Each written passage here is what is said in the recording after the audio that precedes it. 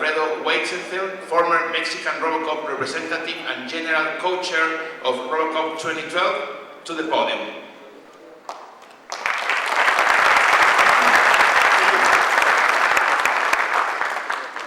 Distinguished members of the RoboCup Federation President and Trustees, international and local RoboCup organizers, Mexican Robotics Federation members, participants and volunteers, public in general.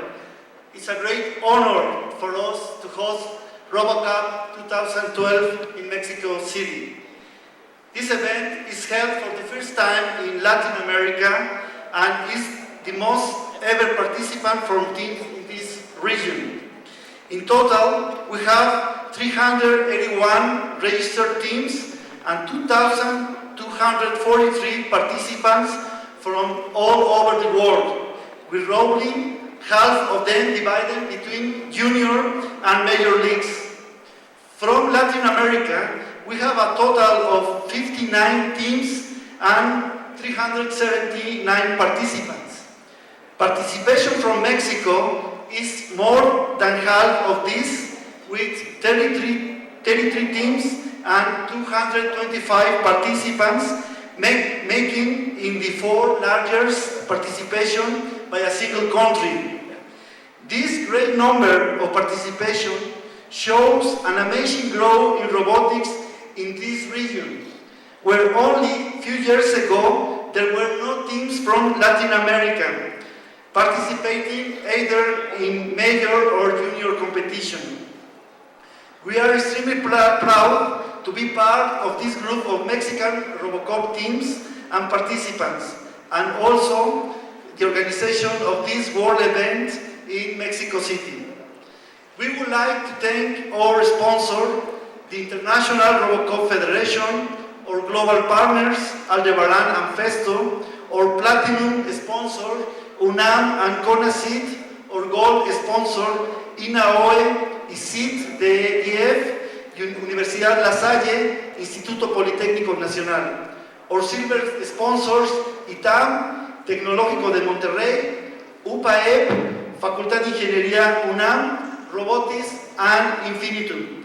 Our event partners, World Trade Center Mexico, Fidalex, and RobotMech, the Red of Robotics and Mechatronics from CONACYT. Also, I would like to thank the organizing committee, Luis Lupián, Angélica Muñoz, Héctor Vargas, Alejandro Aceves, Enrique Zúcar, Marco Morales, and our PCO organizer, Diana Vargas, Sol Peña, and Philip Surman. Thank you very much.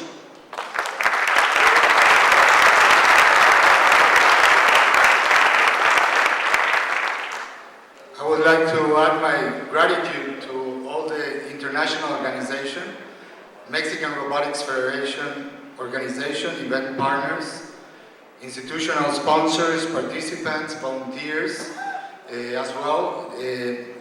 RoboCup World Championship is a very large and complex event that takes a very long time to prepare. It started 4 years ago, and we showed initial interest for this organization, and that was 4 years ago in China, and the culmination is really a work of a lot of people that we started organizing from 10 years ago events in Mexico.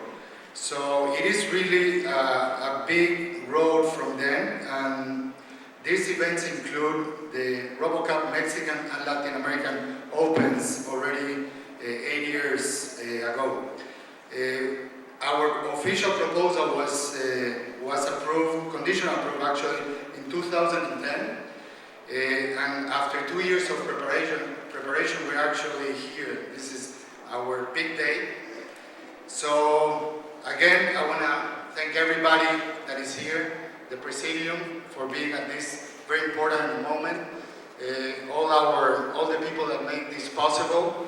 There is definitely, this event, it takes a lot of energy, a lot of people that otherwise we just, Jesus and myself are just the two main organizers, but there is really a lot of people that we're not naming, but we want to thank every single person in making this possible.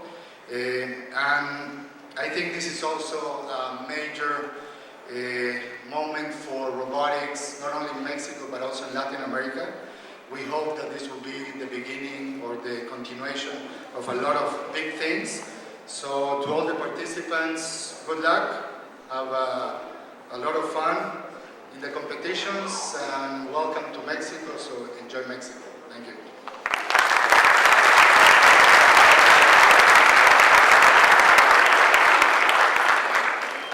Thank you, Dr. Savage and Dr. Weisenfeld.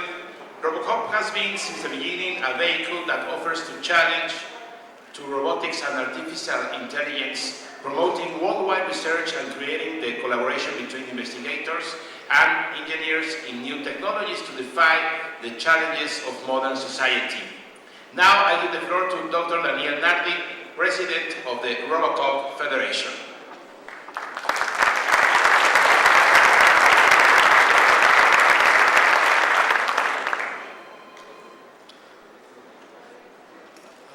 Authorities, colleagues, distinguished guests and participants, it is my great pleasure to welcome you to this RoboCup 2012. I would like to tell you a few things about RoboCup, just to put this event in a proper context. RoboCup is, first of all, a scientific event. It's the big challenge of building the humanoid robot that can play soccer in 2050. This is driving our research, long-term research, and the RoboCup is attended by several first-class researchers, and they guide the students. They really struggle for making advancements in science and technology. RoboCup is also very important for education. Not only we have RoboCup Junior, which is dedicated to the new generations. The new generations will have robots in their homes. They need to be familiar with them. And as engineers, they need to design them so that they help us the best possible way. And education is also because our graduate students, our undergraduates that work on the most sophisticated solution really have a unique opportunity to enrich their curriculum and get to the job market with skills that normally other students don't have. They know how to design systems, they know how to behave and how to use their own resources in a very tough competition. And RoboCup is also a great community. We are, I think, one of the broadest scientific events in terms of international participation. And to me, it's always a pleasure to be here and to meet colleagues, friends, newcomers. It's just a great community, and I hope you get a feeling of that. And RoboCup is organized along several competitions. The main ones are about soccer. We have different settings with different types of robots. Each of them has been carefully designed so that the key technical and scientific challenges are being addressed. For example, RoboCup is a kind of a unique experiment in multi-robot collaboration, because this is very difficult to achieve in a laboratory, especially in an adversarial environment. So that's one example of the challenges. And then we have competitions that are more focused on having a direct impact on the society, namely, for example, in rescue robotics, where the robots try to find victims in a disaster scenario, or in industrial environments, or in a home environment.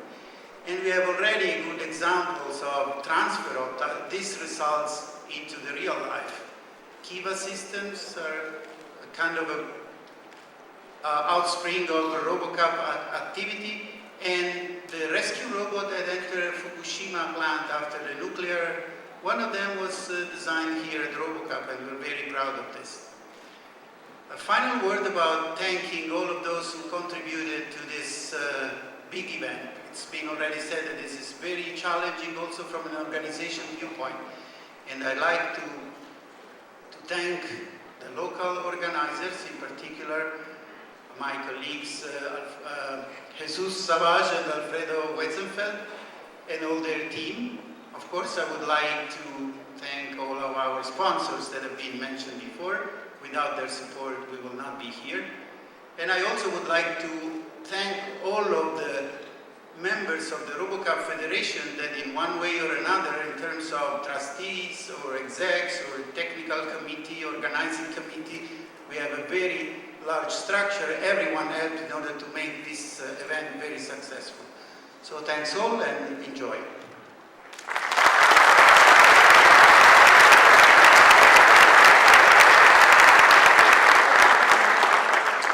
Thank you, Dr. Nardi.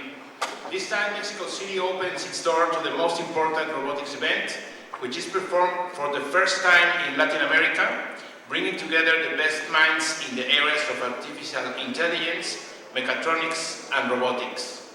To inaugurate RoboCup 2012, I give the floor to Dr. Rodrigo Montufar Chavez Nava, Technology Research Director of Institute of Science and Technology of the Federal District.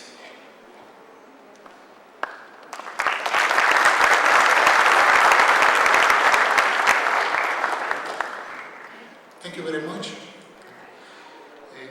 Muy buenos días. Antes que nada, una disculpa a nombre del jefe de gobierno, quien no pudo estar con nosotros, y también a nombre del doctor Julio Mendoza, director del Instituto de Ciencia y Tecnología del Distrito Federal. Honorables miembros del jurado, sean bienvenidos. Muchas gracias también por su presencia. Y básicamente lo que voy a expresar aquí es un mensaje que traemos de parte del Instituto y de la Jefatura de Gobierno de esta ciudad, puntualmente para nuestros estudiantes, para nuestros profesores, para nuestros investigadores, para nuestra gente de las empresas y de las industrias. Cuando revisamos lo que está ocurriendo en estos últimos meses, en estos últimos años en el área de la robótica, nos damos cuenta que tenemos suficiente talento en nuestros muchachos y a todo nivel. Una muestra es que en este año, una competencia internacional, ya se obtienen 21 medallas, que pequeñas escuelas participan a otros países a nivel primaria y traen 2 o 3 medallas. Esto implica que tenemos una materia prima que hay que aprovechar en cuestión no solamente de la robótica, sino de todas las subdisciplinas que involucra. La robótica como un área multidisciplinaria involucra cuestiones de biología, química, mecánica, física, psicología. Por lo tanto, este mundo nos está demandando una preparación más plural para nuestros estudiantes. Entonces, tenemos la materia prima, sabemos todas las áreas que debemos de dar a nuestros estudiantes, y sin embargo, cuando vamos a los números en educación, no estamos como quisiéramos. Tenemos algunas deficiencias en matemáticas, tenemos algunas deficiencias en nuestras lenguas, y comienza uno a analizar y prácticamente que nos hace falta una mayor infraestructura y una mayor estrategia por una parte. Entonces es el momento que ustedes estudiantes, que ustedes profesores hagan 2 cosas. 1, nos se exijan, y 2, que propongan maneras, métodos, alternativas o formas de poder aprovechar lo que tenemos en nuestros estudiantes. Maneras de aprovechar que estos estudiantes ya no estén en la calle, sino estén en sus escuelas, en sus laboratorios, en sus instituciones, haciendo lo que les gusta. Y más allá, que esto que les gusta vaya dando pasos para que realmente venga a ser un factor de crecimiento económico que a la vez se va a traducir en una mejora de vida. En resumen, a lo que aspiramos todos es a que nuestro estándar de vida sea mejor que el que tenemos. Estoy, desde el Instituto de Ciencia y Tecnología, abierto a recibir todo tipo de propuestas, todo tipo de colaboración y también de participación y de acciones. Es el mensaje que quería transmitir por parte de